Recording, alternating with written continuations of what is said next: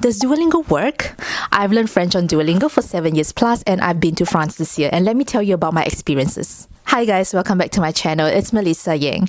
On my channel, we discuss my self-help systems, my creative projects and life endeavors. So as the new year comes around, some of us might have language learning as part of our New Year's resolutions.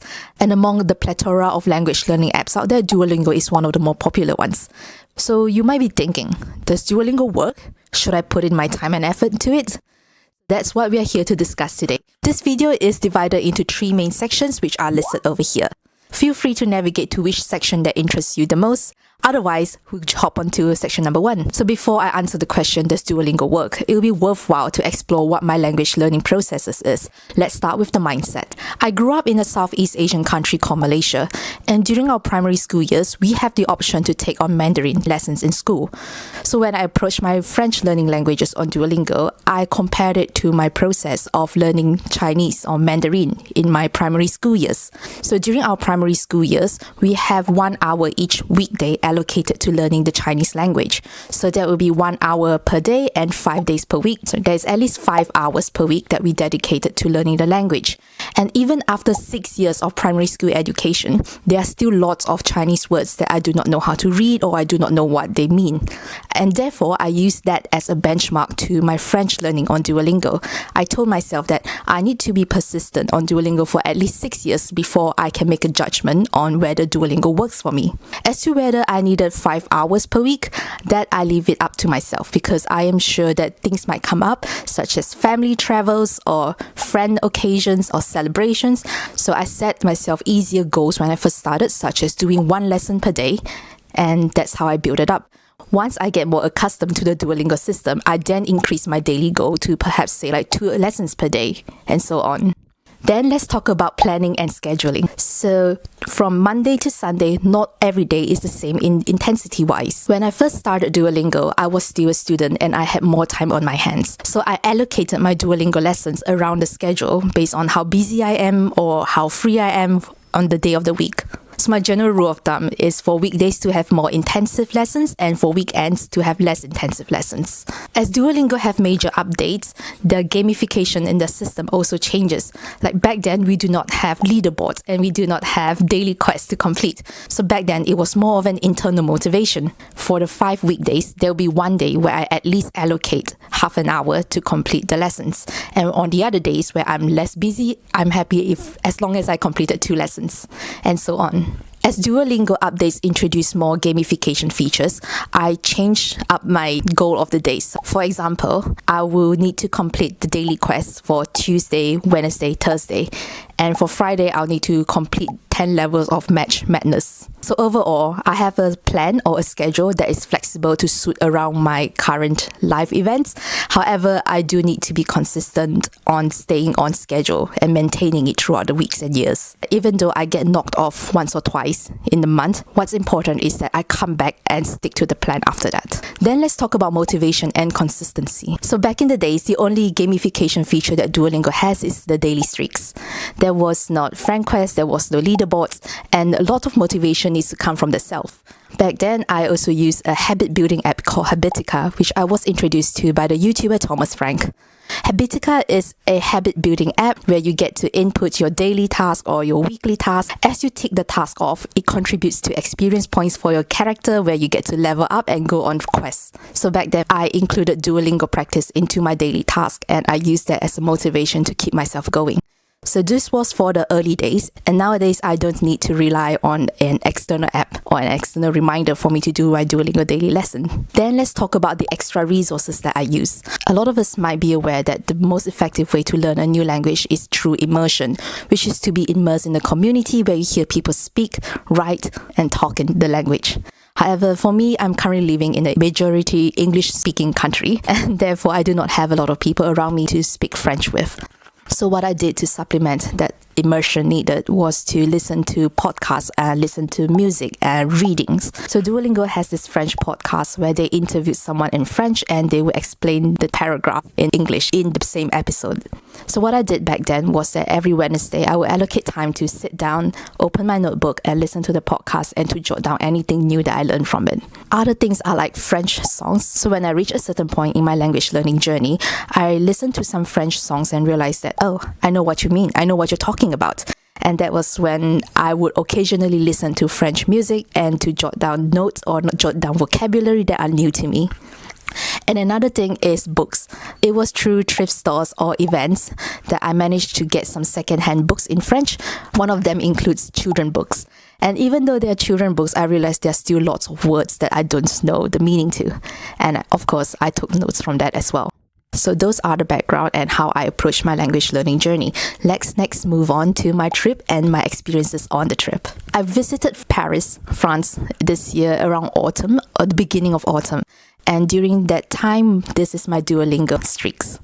So this section, we are going to talk about my reading, listening, and speaking, because writing is not really used. I don't really write in French during my trip, so we will not be talking about that in this video. So reading wise, I find that it was fairly easy for me to navigate around the city as well as the public transport system. A lot of the signs and directions are in French, but they also have the English options. But even without the English, I find that I was able to understand the French words of it, mainly because they were short and they were not long sentences and complex. So I find that those was quite easy. There's also the self-serving ticketing machines where you get to buy your tickets for the metros and buses. On the machines, there's the option to switch it to English if you want to. I find that on several occasions, I didn't need to switch to the English option as I was able to understand the French instructions on it. On my trip, there are also several areas that I visited where it's less touristy and the signboards and navigation signs, they do not have an English translation to it. However, because I was able to understand French, I find that it's a very useful skill because I am able to anticipate what kind of services and shops are available around that area.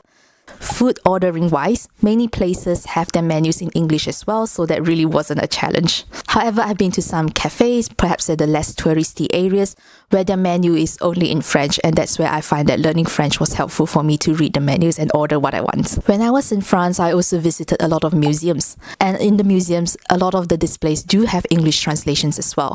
However, there was some where I only saw French on their display and it was quite bummed if I hadn't understand what it means. Here on the screen is a board that I saw in the City of Science and Industry. So it talks about the education in the era of artificial intelligence, which is an interest of mine. This entire board is in French only, and therefore I find that it would be such a pity if I hadn't understand French earlier. Even though I wasn't able to understand fully the entire contents of the board, I was able to pick up generally what they were trying to say or the message that they were trying to convey. And this on the screen here is a display at the City of Science and Industry as well. So this part of the exhibition talks about the brain. This piece was at the entrance to that part of the exhibition. So on the display, it's written in French and it says, "What do you have inside your head?" I find that this is a very nice touch when it's placed at the entrance and you go into the exhibition. You get this little feeling of, oh, a question, and then you explore the section. And however, it's only written in French, and so touches like this might only have an effect if the tourist or the visitor understands French, which I find is a pity because it is a really nice touch. Another area that my French reading skills has helped me was that I was able to understand and appreciate the modern culture. So when I'm traveling, there are a few areas that I would like to get to know more about the local culture. One of them is their environmental and sustainability practices, and second is the pharmacy services. So here on the screen is a little poster thing that I saw pasted on my accommodation kitchen. That's where we have our breakfast. The picture translates to the pleasure of eating without wasting. And on the picture on the left, it says before. Under the picture on the right, it says now. I'll take seconds if I have to or if I want to. And the bottom line says that because all gesture counts, let's work towards a more positive hospitality. This is something that I wonder, why aren't all restaurants doing? Why aren't all eateries or buffet areas doing? And seeing this in the kitchen of my accommodation makes me feel happy that some places actually doing gestures like this. And next is this type of setup. I've seen this type of setup in a few restaurants that I've been to, and it's basically the waste disposal after you had your meal. So number 1 is I empty my drinks. Number 2 is I sort out my food and napkins. Number 3 is I sort out the wrappings. Number 4 is I put away my dishes and cutleries. While I was learning about sustainability and environmental protection, I learned about how food waste contributes to the rise in CO2 in the atmosphere. And I have been looking into how different countries and different municipalities were sorting their food waste. And so seeing this in France makes me feel in awe and appreciative of their modern culture. Next, I saw this pasted outside a local pharmacy. The picture itself is pretty self-descriptive. It says vaccination against COVID and the flu. The days are Tuesday, Thursday, and Saturday. One more interesting thing that I found was this at a cafe.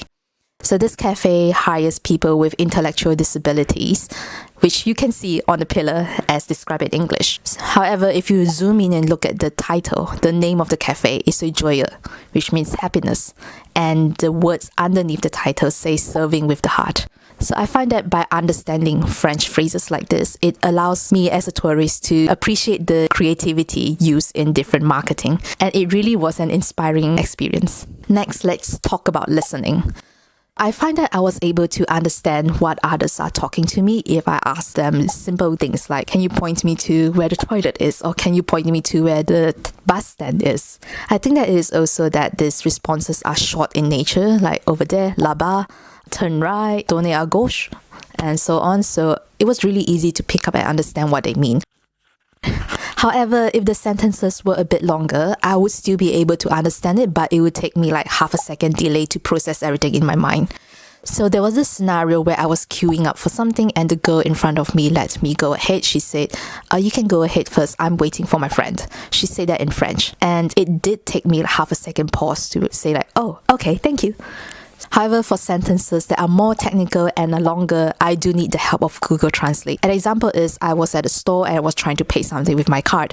I was sure that my card had enough balance on it, but the transaction did not go through. So I need to ask the assistant, the shop assistant, to help me with it.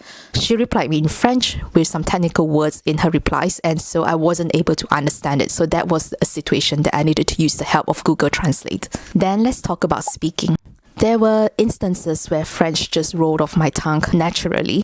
I think it was also influenced by the fact that I was in a queue and there are people in front of me who were ordering things in French. So when it came my turn, it just felt natural for me to order it in French as well. But of course, this is also supported by the fact that I already know the words in French that I need to use. And there were also some instances where I needed to ask for help, and I was sure that I learned the vocabulary for the words I needed in Duolingo. However, my mind just went blank for the moment and then I needed to switch to English. And some interesting phrases that I learned along the way was sur place or à emporter. These are phrases that are commonly used in cafes or restaurants, which means to dine in or to take away. I clearly remember that Duolingo does not teach us these phrases. However, I was able to translate them on the spot and reply the waiter or the waitresses that was taking my order on the spot as well. So, in conclusion, does Duolingo work?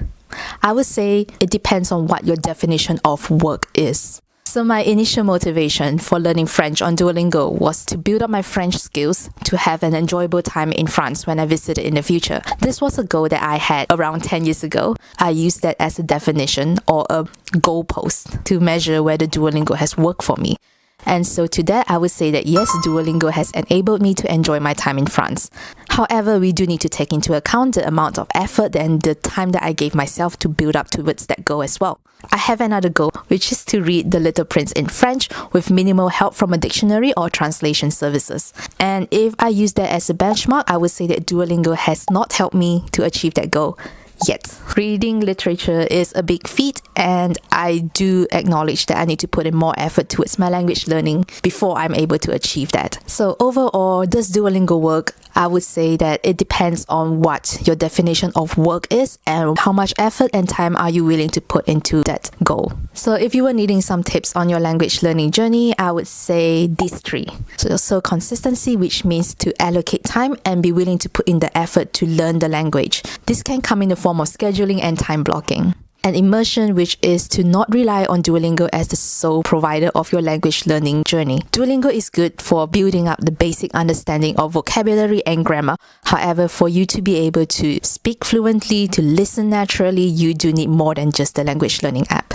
And the last one is to play the long run. Similar to investing, it is not an activity where you are able to see the benefits within a short time frame unless you do intense courses. And therefore, it would be beneficial to incorporate it or to view it as part of your daily life rather than a short project to work on. Hi guys, this is voiceover Melissa here. I've created a language learning plan template based off my systems, and if anyone is interested, the link is in the description. Alright, those are my experiences and my tips on language learning. I hope this has been helpful to you. And if you have any tips or experience to share, feel free to leave them down in the comments below, and I'll see you for my next video. Bye!